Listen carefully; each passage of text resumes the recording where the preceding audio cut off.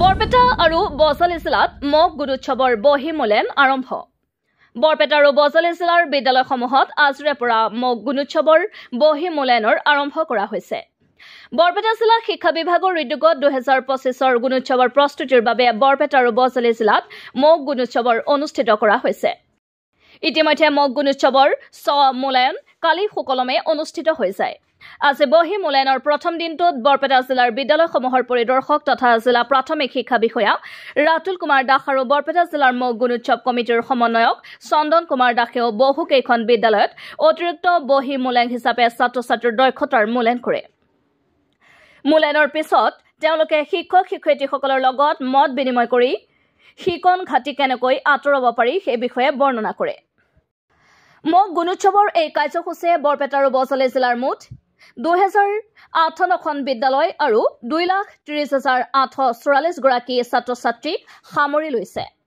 আনহাতে মগ গুণোৎসৱৰ উদ্দেশ্যে জিলা দুখনত নিয়োজিত কৰা হৈছে 2,058 গৰাকী বহিমূল্যায়ক আৰু 238 গৰাকী সম্পৰ্কৰক্ষী বিষয়া আমাৰ মগ গুণোৎসৱ মানে একচুৱেলি যোৱাকালি সেলফ এছেছমেণ্ট আছিলে আমাৰ স্কুলসমূহত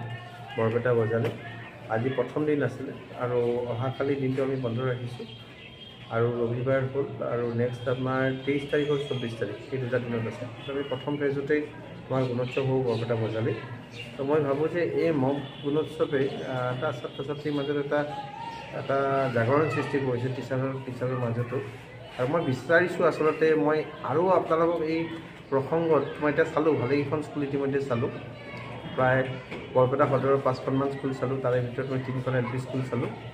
2খন হাইস্কুল চালোঁ কিন্তু এতিয়া দেখা গৈছে যে ষ্টুডেণ্টৰ এবচেণ্টিটো যথেষ্ট আছে এইকাৰণে কিন্তু মই এছিষ্টেণ্ট টিচাৰসকলক আমাৰ বৰপেটা বজালীৰ সমূহ এছিষ্টেণ্ট টিচাৰ স্পেচিয়েলি মই আপোনালোকক অনুৰোধ জনাইছোঁ আপোনালোকে বাই এনি হাউ যিটো ছেকেণ্ড মক টেষ্ট হ'ব আমাৰ এইটো বাৰু তো হ'ল এইটো বাকী দুটা দিনত যাৰ আছে তেওঁলোকে অকণমান কনচিয়াছ হওক কালিৰ দিনটোত তেওঁলোকে এটা প্ৰিপাৰেশ্যন কৰোঁ যাতে মেক্সিমাম ষ্টুডেণ্ট 100% ষ্টুডেণ্ট যাতে আহিব পাৰে মেইন গুণোৎসৱত কিন্তু প্ৰত্যেক ষ্টুডেণ্ট অহাটো বাধ্যতামূলক কৰিবই লাগিব এনি হাউ তাৰ কাৰণে প্ৰিন্সিপাল হেডমাষ্টাৰসকলে ব্যৱস্থা গ্ৰহণ কৰক আৰু এছিষ্টেণ্ট টিচাৰ ঘৰে ঘৰে গৈ হ'লেও যিকোনো ষ্ট্ৰেটেজি বনাই হ'লেও ষ্টুডেণ্ট অনাৰ ব্যৱস্থাটো কৰিব লাগে আৰু এইকেইটা দিন যিহেতু আমি গুণোৎসৱৰ মাহ হিচাপে আমি ঘোষণা কৰিছিলোঁ এইকেইটা দিন এটাই কথা খোৱাতে বহতে শুৱতে গুণোৎসৱৰ কথা চিন্তা কৰিব লাগে কাৰণ এইবাৰ আমি